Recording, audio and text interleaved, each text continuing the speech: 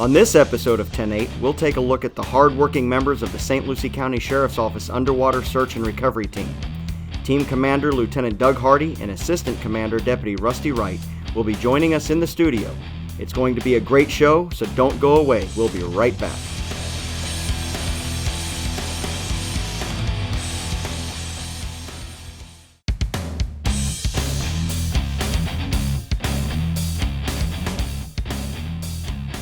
Welcome to 10-8, your inside view of the St. Lucie County Sheriff's Office. I'm your host, Sergeant Chris Ciccio. Today we have with us Lieutenant Doug Hardy. He is the team commander for the Underwater Search and Recovery Team. Lieutenant, welcome to the show. Thank you, Chris. So tell us a little bit about your background and how you got involved with diving, essentially. I started diving as a kid. My parents were scuba divers back in the 70s. They always had boats. We were very active, recreational, and I remember as a young kid, 10, 11 years old, I would get to snorkel around the boat, when we would go anchor out somewhere. And it started that far back when at one point, my dad let me put on a scuba tank. And this was primitive equipment then. It was like a backpack, a scuba bottle, and a hose. Yeah. And I remember getting to work around the bottom of our boat, and he'd let me scrub the barnacles and this and that. But I actually got certified at 12 years old. And I remember going to the Bahamas with my parents on their boat and getting to scuba dive. So, it's been a lifelong, pretty much, commitment. So you get involved in law enforcement, and obviously you just started pursuing that passion once you became a deputy? Sure. Now, was there an existing dive team when you came to the Sheriff's Office, or was this something you had a hand in developing? No, Lieutenant Bill Dewson, he was the team commander when I came on. The team at that time was comprised of some volunteer divers, some full-time members, and a little bit. Everybody had a different background, but everybody predominantly in those days were recreational scuba divers. Right. And then you come to work at the Sheriff's Office, whether you're in a full-time capacity or a reserve capacity, they assembled a team, and that's kind of where it started. So there's got to be some level of advanced training that a recreational diver would have to be a law enforcement diver. Tell us about some of the training that you guys go through to achieve that certification. Sure. And what we do is all of our divers start out in the recreational certification business through PADI, NAUI, OSSI, or one of those national recognized corporations. Right. They teach recreational diving. Now, I know PADI, they teach public safety diving, but we predominantly right now specialize with a corporation, Dive Rescue International. They teach public safety scuba diving. They teach swiftwater rescue, and they specialize in what we do because it's very hazardous. Okay, and how is the team made up? I mean, you're obviously the team commander. How many divers do you have? And give us some examples of the roles and responsibilities that these members have. Sure, we have we are an 11-member team. I am the team commander. I have two assistant team leaders. Deputy Rusty Wright's here with us today. He's going to talk a little bit further about some of the equipment. And Deputy John Verna, he's one of the assistant team leaders. Basically, all of the divers have real similar certifications, but some of the guys specialize in some of our advanced equipment, which you'll see later in the show. Some of our sonar technology, a lot of it's computer-based. Some of the guys are better at it, and I'll be honest, they're much better at it than I am. Right. I'm not a computer guy, and they're all computer-based applications. So from our equipment that we wear as divers to our specialized sonar equipment, certain guys specialize in those areas. Right. And with the 11 people, is there an on-call schedule, or are you guys all available in the event that there is a need? How does it work to where you have a need out on the street that needs the underwater search and recovery team? How do you select people to go out to do that? Yeah, and how we do it, we're all on call. We find that it takes 5 to 6 members to go on any call. Okay. If a member is out of town on vacation. Matter of fact, on my way to the show this morning, Buddy Ward, one of our divers, called and said, "Hey, I'm going to be out of town today, not available." So we pretty much stay on call, unless you're going on a trip or something. But our response mechanism is through a patrol or a neighboring agency. Through 911, they would contact me. you know. And What kind of calls for service do you respond to? we respond to water-related incidents where it could be evidence collection, you know, something possibly in a burglary. Some items were disposed in a canal, waterway, intercoastal, ocean. Right. We do missing person investigations. Okay. We've had several of those. People, you know, come up missing at a marina, say. We will respond in that. But it seems like the bulk of our work is evidence, property crimes related, stolen vehicles. Okay. You know, so there's a crime scene component along with your recovery, not just, you know, now that you found this auto, you know, there's a crime scene component. Can we get prints and things of that nature from that item? So you're saying that there's underwater crime scene processing that probably needs to take place once you've found an item underwater? Yes. Okay. Yes. And how we do that is we take a lot of digital underwater photography of the item as it lays. That gives a whole new meaning to CSI. What we see on television where everything's above ground and inside of a room or what have you, now you're in an underwater environment and you find a stolen firearm, for example, and everything around that area is essentially evidence. Exactly. And Wow. what we can do now is with GPS technology, we can tell you exactly where it was and, you know, use the photography angle, you know, and then once we, you know, retrieve the item, we'll turn it over to crime scene and they'll try to do prints and DNA and everything else. Right. So in that facet, you guys probably work hand in hand with crime scene on large-scale incidents so that when you find the item, you photograph the item, it comes out, it's turned over to them, and then they take it for further processing. Sure, and I tell people, what do you do? And I'm like, we do it the same way you do it on dry land. You know, it's evidence, treat it just like that. Right. You secure your scene, you know, if you keep that in the back of your mind, it's no different. Yeah. You know, go through your steps. Now, I'm going to tell you in all honesty, and most of the people know I'm a bomb technician. I put on a Sure. suit and I go down range and deal with explosives. I do not like going in the water because of the hazards that are in that environment. Alligators, snakes, and I think most of the people watching our show are going to want to know, how do you deal with that? Because this isn't recreational diving where you're out in clear water looking for lobster. You're in a canal, probably face to face, nose to nose with the animal elements of that environment. How do you deal with that, and how often do you see that? And I failed to mention, most of our diving is black water diving. It's dark. Yeah. Um, And that's what I would not like and at it's all. hard to see even with sonar technology and stuff. You might be able to see the image with that sonar, but you won't be able to see with your eyes. So a lot of it is through feel. And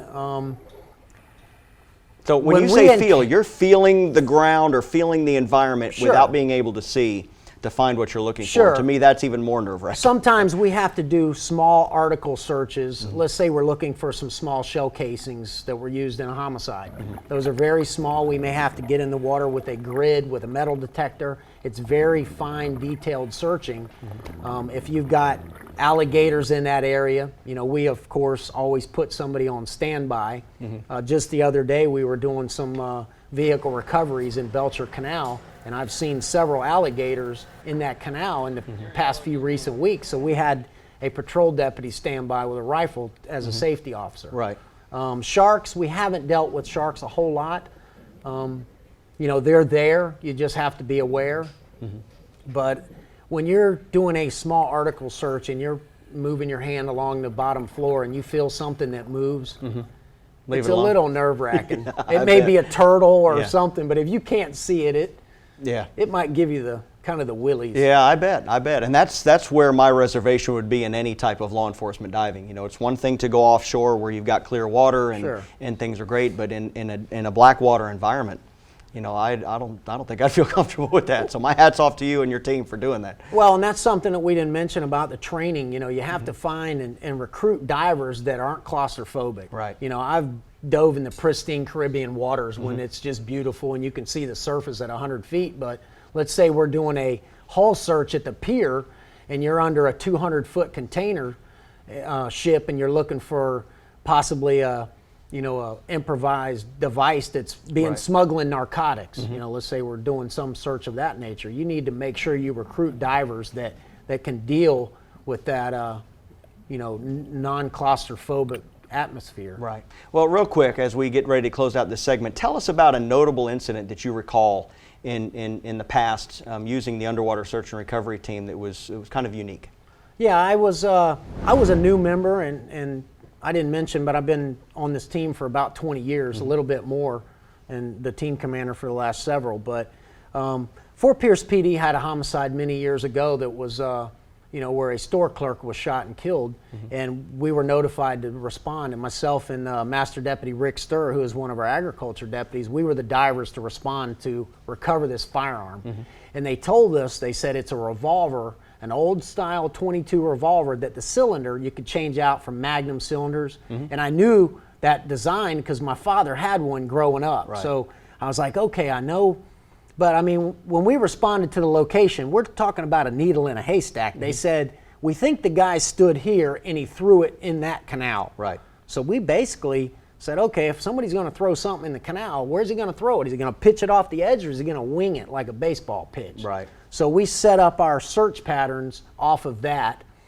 And the first sweep down our line search, I put my hand on it. Wow. And I said, this is amazing. We hadn't been in the water 20 minutes. And I was feeling these small freshwater clams on the bottom, and we're just kind of methodically, slowly going along our line. And I'm like, there's no way. You found it. We found this gun. Wow, and, that's good. That trial, those gentlemen were sentenced, and it was the firearm that was used in the homicide. And it's like, okay, this is It's addictive good. at that point. This That's is very good. Good deal. Well, Lieutenant, we thank you so far. Thank you. We have learned a great deal about the underwater search and recovery team. When we return, we will continue our look into the underwater search and recovery team by looking at some of the specialized equipment they use in the course of their duties. Don't go away.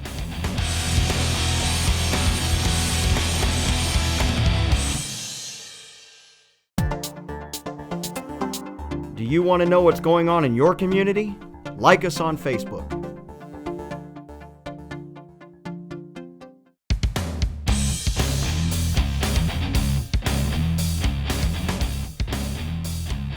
Welcome back to 10-8. Our next guest is Deputy Rusty Wright. He is one of the team leaders with the Underwater Search and Recovery Team, and he's here to talk to us about some of the specialized equipment that's utilized within the team. Deputy, welcome to the show. Thank you, Chris. All right, so how did you get involved with diving? I started when I was 1970. I was 12 years old.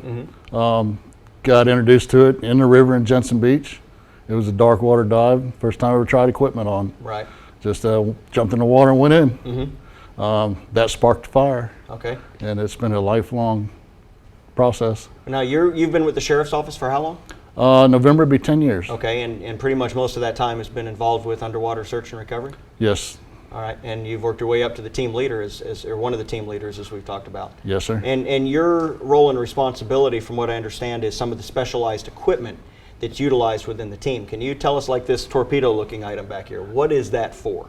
That is a side scan sonar. That is attached to a rope that is towed beside a boat. It's lowered to a depth.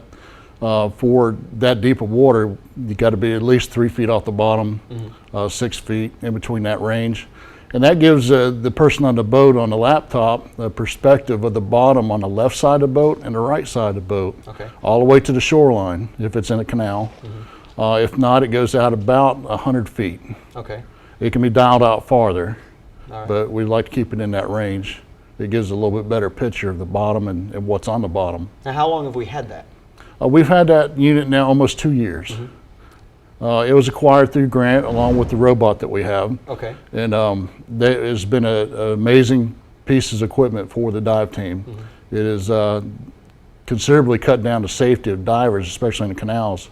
And we can drop the ROV in. It has live scan sonar. Now, the ROV is the robot? Yes. Okay.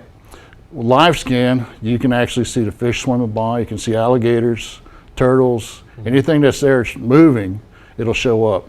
Also, in the event if you see a car, you actually see a car. It's in a black and white, or orange and white, orange and black silhouette, but you can maneuver and get around the car. You can actually fly the robot. We have flown it inside the car to make sure there was nothing in the car around it. Land, watch, look at the tag number. Once we get the tag number, we can run it, see if it's stolen, see who it belongs to, long before the divers get in the water. During this time that we're finding the vehicle with a robot. Divers are getting ready. Robot's there. All they have to do is follow the umbilical cord right to it. Wow. There's no more search patterns with that. So you're pretty much like what Lieutenant Hardy was talking about before, where 20 years ago the technology was get in the water and feel for whatever it was you're looking for. Essentially, these items can replace that to where they gather the intelligence, gather the direction for how to get to whatever item it is, gather some intel about that area before a diver ever gets into the water. Correct. Now, sometimes we have to go back to the search pattern methods with grids if it's small cartridges or handgun. Sometimes we can pick that up with a sonar. If not, it has a nice camera on it, which is better than our eyes because it can see in black water where we can't. Right. It gives us 2 to 3 feet of viz with the special LED lights that are on it. Okay. And it's been very helpful. We had a victim that fell in the water at Club Med. We showed up with the unit, dropped in the water. We'd done a scan. In less than 30 seconds, we found them. Wow. Divers didn't even have time to get ready. Time they got in the water and got the victim out, it was less than 20 minutes. Wow. Wow, that's amazing. I remember days working early in law enforcement where we'd spend days on the water looking for a victim. And with the technology that we're talking about now, within 20 minutes, that's phenomenal. As long as we have a good last scene point to start with, it's just a short period of time to find them. Now, this side scan sonar, how much did that cost? That roughly was around $30,000. Okay, and the ROV? Right around $100,000. And you said that came from grant money. That was a grant through Port Security, which I was involved with Lieutenant Hardy, and we secured that grant through the Sheriff's Office and the county approving it. Wow. Now, what other equipment do you guys utilize? Now, the whole team is outfitted in a dry suit, which keeps us away from all the contaminants in these canals that we have and pesticides and everything that flows into there. We're also utilizing full face masks that come through the grant. It has communications. Oh, okay. So as we're sitting here now, it's the same thing when we're underwater. You can hear the diver breathing. If the diver gets stressed, you talk to him, find out what's going on. If he needs to come out, we'll pull him out and we'll send another person in. Right. Wow, that's phenomenal. Now, so I wasn't even aware that there was communications capabilities with this. Is that through hardline or is this wireless communications that you're utilizing? Are they tethered? It is a hardline communication that's tethered to a chest harness. Okay. Which if a diver gets entangled, he has a release mechanism he can pull. He's loose from it, he can come to the surface. Okay. And we can retrieve the line later. Wow, wow. Any other specialized equipment that you guys utilize? We have a new dive truck. Oh, that is right, yes. Secured through a grant. It was a very awesome piece of equipment. It goes to every dive call out we have. It is fully operational. It has a freshwater wash down, so we can wash all our gear, get all the contaminants off of it, oils, biohazards, mud. A lot of times we're in the mud a lot, feeling around for things. And it is a very useful piece of equipment. It also came on a grant last year. Now, you guys, I remember when you received the truck, you actually designed the interior of that vehicle to fit the needs for your team. I remember looking at just a blank shell, and then you guys had your hand in actually putting it together. Yes, sir. The lieutenant and all of us met. We met in the truck. We measured it out. We had all our input into it. We took pictures of other dive trucks that have been here to Dive Rescue International classes with us, and we looked at theirs, and we formulated a plan, and we devised it, come together. We pieced it out and built the truck. Wow. Here recently, I remember us discussing some classes that had taken place locally. Tell us about some of the training that you guys have recently went through and how that training benefits the people within St. Lucie County. What happens is we have Dive Rescue International and IRSC work together with us. We host it. The dive team hosts in the class. The instructors come from all over the world to do the instruction here. Divers come from all over the world. We had them from South Africa. We've had them from 2 from Hawaii last year, 1 from Maui, 1 from Kauai. And they come here for the specialty training that we have and can give them. Last year we had a CSI class. You talked about that earlier. I was in that class, fortunate to get certified in that. We just finished up Dive Rescue International last month here for 4 weeks. We had a port security class, which involved bomb identification underwater in the port, and also hull searching on ships that we get in. We get some ships here that are unregistered into this county, and we get called out by other agencies, and we go out and inspect them and clear them. Let's talk about that, the hull searches for a minute. We do have a port in Fort Pierce. So if something comes in that's unfamiliar or unregistered, you guys actually have to go out at the request of the federal Yes. level of government to do a hull search on that ship. I mean, what does that entail? How many divers?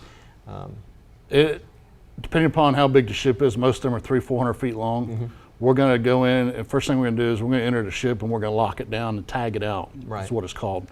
We're going to shut down all of the systems that suck water into the boat, because we don't want a diver getting killed Right. underneath the ship, because they have some boxes under the 8x8 that suck water in it.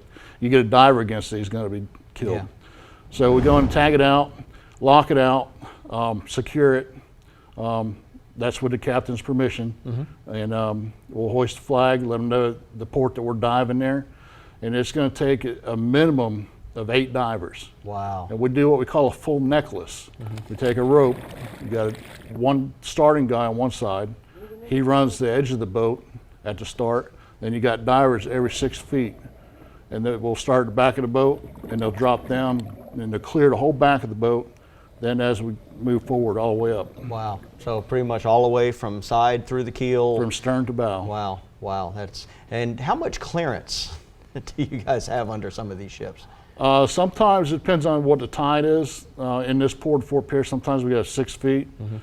Sometimes there's enough that you've got your arm in the mud and sliding through. Wow. That's got to be an unusual feeling, being in, pretty much dark, I'm sure, right about the keel, and moving underneath a ship that you know is 300-400 feet long right on top of you. Yes, sir, and sometimes you can feel it move down against you. Oh, that's not good. You have GoPro cameras? Yes, you sir. guys utilize? How do they work for you? I have one personally I use, introduced it to the dive team, and done a lot of video just so the guys can have that and share it and take a look at it. It has worked very well, and I think that the Sheriff's Department may be purchasing us GoPros for the dive team. Now, how would they work? Would they be attached to each diver so that you can see what the diver sees? It's going to be attached to the helmet. Okay. It'll be a helmet shot. If we need to take it off and using our hand, we can do that underwater. It's going to be tethered, so we can't lose it. Anytime we purchase a new piece of equipment, it always seems that there is, right on the edge, a new line of technology getting ready to come out. What do you see for the future with the Underwater Search and Recovery Team with regards to the equipment we've talked about already? Well, as far as the Edge side scan sonar, it has GPS capabilities. The robot also has that, and that's what we're looking at getting in the future for it. So when we do have a crime scene underwater, we can take that and map it and set GPS coordinates exactly where the evidence is located. That can be tied into the person standing there and the ability to throw it a distance. So in the future, we can measure that and get a sense of how far a weapon can be thrown and the type of weapon, so we can go back and search. Rusty, I thank you so much for coming on the show. This has been an extreme amount of information for me to take in. I'm very unfamiliar with what the Underwater Search and Recovery Team does, and I'm sure our viewers are going to be very pleased with the type of technology and training that you guys have. Yes, so sir. Thank you for coming Thank on you. the show. When we return, 10-8 will be on patrol with the hardworking men and women of the Sheriff's Office. You don't want to miss this one. Don't go away.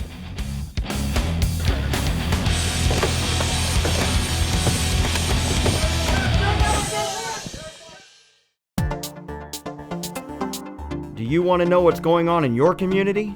Like us on Facebook.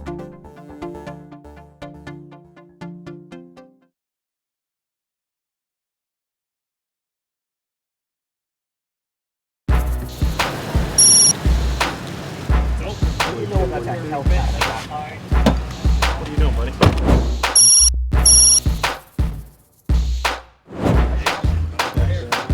All right, today we have a search warrant.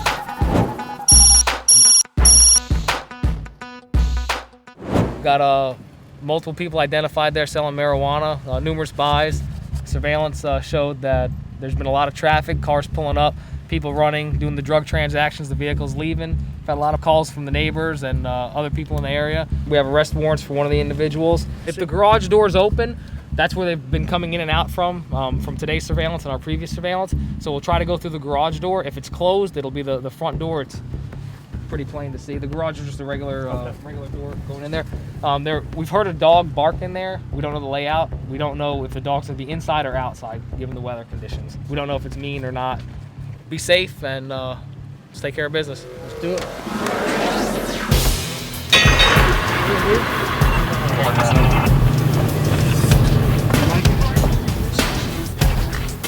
Hey Mike, call Marty and find out what he's got, if anybody's in the driveway. 2 guys in the house now. Garage door open or closed? You can't see. All right. That's where they're coming from though. You're gonna pull right up in the garage? Yeah, right in the driveway, yep. Right in the driveway? Awesome. All right, so we just probably need to grab that car there. Next driveway. This one here, right? Yep. Garage is open. Garage is open, guys. It's an 80.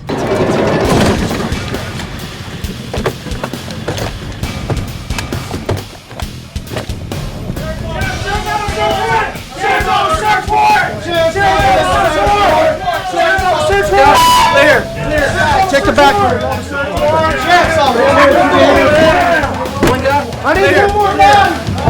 3 up there. Everybody clear. Let me know when you got them secure. We'll secure them.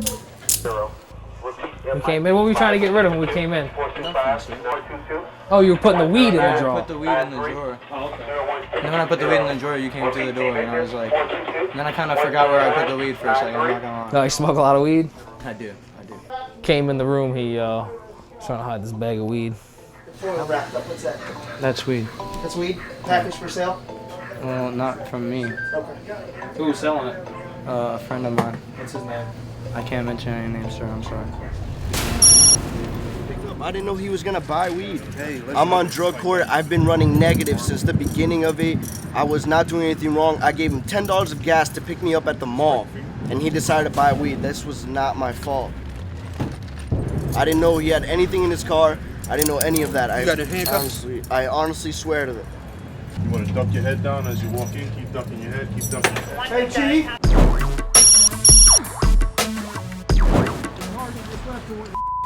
Belmont's got a half-pound of weed in a black backpack. He's got active warrants on him, so we'll call Marty and have Marty run over there with you and him and try and pick him up. Does Marty know what we're looking for? Yeah. We got information that one of the targets from this house that we just executed the search warrant at maybe at another address in Port St. Lucie. We're going to go over and see if we can intercept him and make an arrest on an active warrant and hopefully possession of some more dope. The information we have is probably a half a pound. Keep your eyes peeled, Marty. We're getting close. Gonna be Mike 39. Marty, take a look at these people. They're getting in this Lexus. Yeah, that's the guy with the black shirt. He's looking at us too. To me, I look like him. We'll just jump on and take him. What do you think? I was the one that called. Unfortunately, ma'am, there's marijuana. There's marijuana here now. Yes. There's no way you can live here and not be aware of what's going on. Actually, did somebody have it on them? A kid named Alex, maybe? What? I have a warrant for your arrest. According to what? I'll tell you in a minute. A warrant? Yes, sir. He has a warrant for sale and delivery of cannabis. How long have you been at this house, Alex? A couple months. No, but I mean today. Have you been here all day, or have you gone out anywhere? I've been here. You haven't left the house? No. Where's your black backpack? Be straight up, listen to me. If you made a mistake, you made a mistake. You don't have to involve him, you don't have to involve your grandma. Let's just be done with this. Alex. Alex, what do you want to do here? This is silly. You want to bring your parents into this? No. All right. You tell us where it is, we'll get it out of here, leave them alone, and be done with it. Your dad's right here.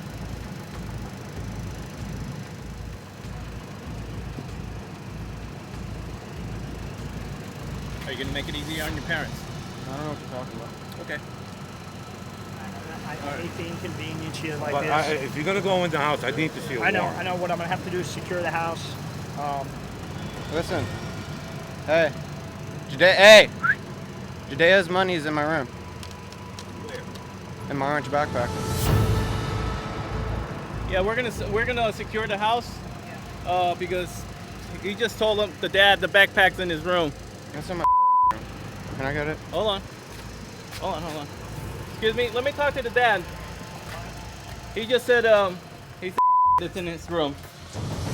We executed a search warrant over on Savona Boulevard. We had information that one of the targets from that address was at another address. Marty, take a look at these people. They're getting in this Lexus. We identified the subject in the driveway and served the arrest warrant on him. And we recovered some other narcotics now that are connected to our investigation.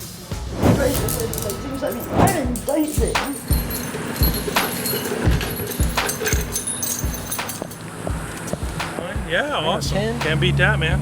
9 going to jail. The neighbors love you. Good stuff. Every one of the neighbors said this has been nothing but a problem in our community. Nothing but a headache. Nothing but a headache. Nice to clean it up.